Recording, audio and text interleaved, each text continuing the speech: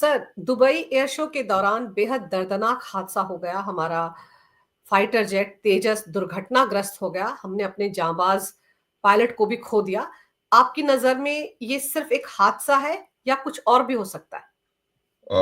अंजू देखिए, एक बहुत अफसोसनाक दिन हमारे लिए और एक बहुत बड़े एक पायलट का इस तरह से निकल जाए। और ये लोग जो एयर शोज में पायलट्स वगैरह जाते हैं, ये they are the best of the lot.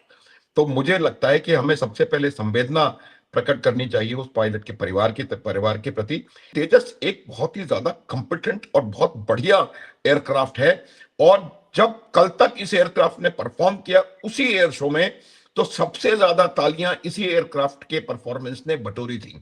फिर अचानक से ऐसा क्या हुआ कि आपका एक इतना जबरदस्त वहां पर एयर क्रैश हो गया और उसमें पूरा पायलट भी इजेक्ट नहीं कर पाया। एक्चुअली उसकी मैं वजह बताता हूँ। इजेक्ट नहीं कर पाया नहीं, वो जानबूझ करके वो आखिरी मिनट तक इसको बचाना चाहता था। उस पायलट को मेरे को लगता है हमें सम्मान देने की आवश्यकता है, जिसने तीन चीजें करी। पहली बात, अपने जहाज को बचाने का प्रयास किया।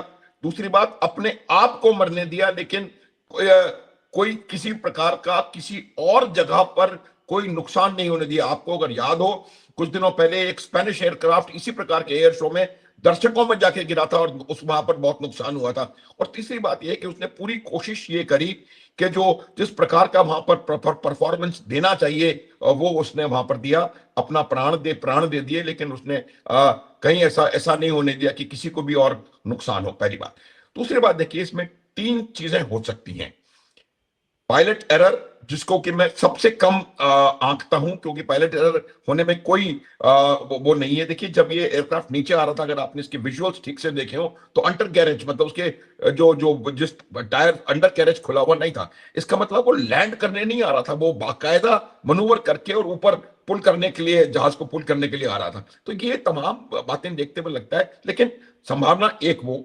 दूसरी संभावना कि इसमें कोई टेक्निकल ग्लिच हो चुकी हो। देखिए, इसमें दो तीन चीजें देखने की बात है। मैं स्पेकुलेट नहीं करना चाह रहा हूं, लेकिन बड़ी बड़ी बातें इसमें हो सकती हैं। सर, जैसे आपने कहा कि पिछले कल तेजस को कितनी तालियां मिली, हाँ, सब जगह छाया हुआ था तेजस।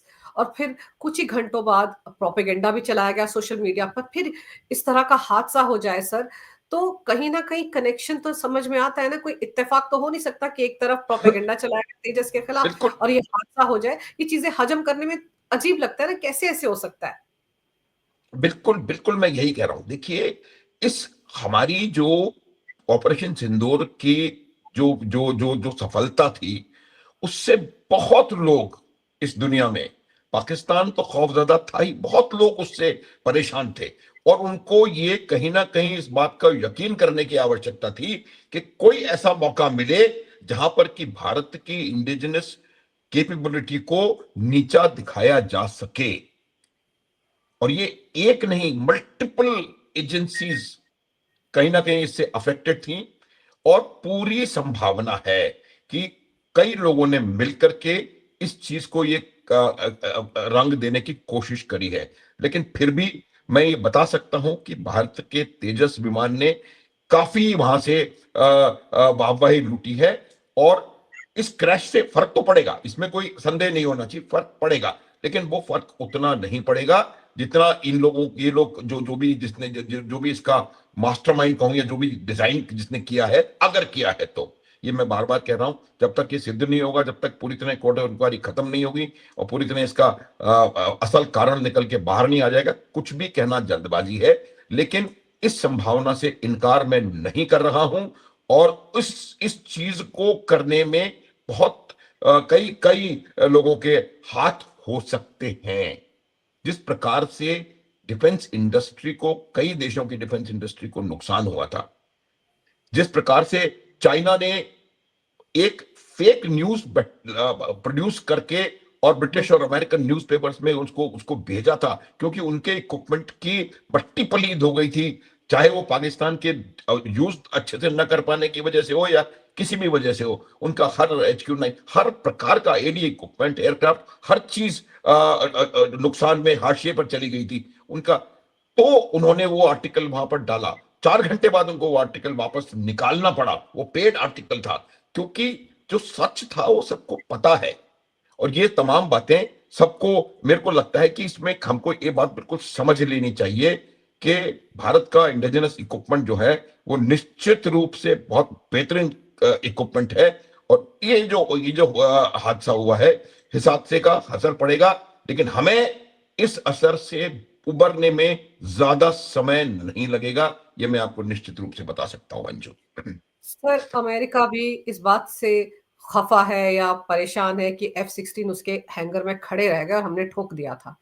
J-17 का क्या हाल हुआ चाइना के, वो भी पूरी दुनिया जानती है।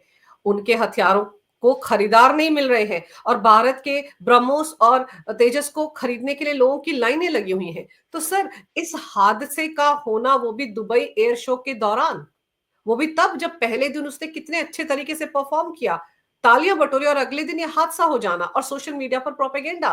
तो सर, जिनको इस हादसे से फायदा होने जा रहा है, उनका इसमें शामिल, वो लोग इसमें शामिल ना हो, इसकी संभावना ना के बराबर लगती है ना सर। जब कोई हादसा होता है तो जिसको फायदा होने वाला होता है, वो भी तो उसके पीछे हो सकता है। तो ये क्यों ना सोचे हम।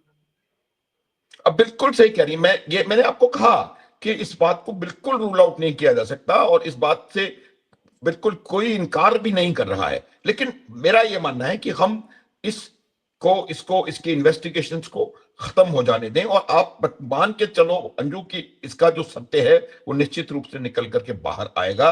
लेकिन जिस प्रकार की खुशी पाकिस्तान में मनाई जा रही होगी आज आज वो आप देख सकती हैं, कल का सोशल मीडिया आप देख लें, पूरी तरह से इसी चीज से भरा हुआ होगा।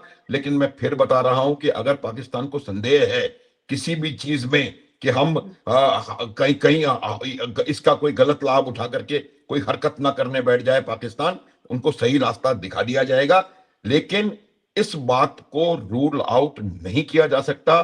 बहुत स्टेक होल्डर्स थे जिनका ग्राउंड हमारे ऑपरेशन सिंदूर की परफॉर्मेंस की वजह से फिसला था, और वो तमाम इसके अंदर शामिल हो सकते हैं, किसी भी रूप में हो सकते हैं। तो इस बात को रूल आउट नहीं कर सकते। लेकिन मेरा फिर भी मानना है, समय दें, इस बात को उभर करके सामने आने दें, और अगर इसमें कोई सैबोटाज है तो जो भी इसमें इन्वॉल्व है उसको सही सबक सिखाया जाएगा, ये मेरी गारंटी है आपको। ये बात बिल्कुल। अब इस बात को को लेकर के हम अभी मैं बता रहा हूं, पाकिस्तान में अब फिर खौफ होगा, क्योंकि उनको लग रहा होगा कि अगर उनका हाथ है और ये कहीं पता पड़ गया तो उनका क्या हश्र होने वाला है आने वाले समय में।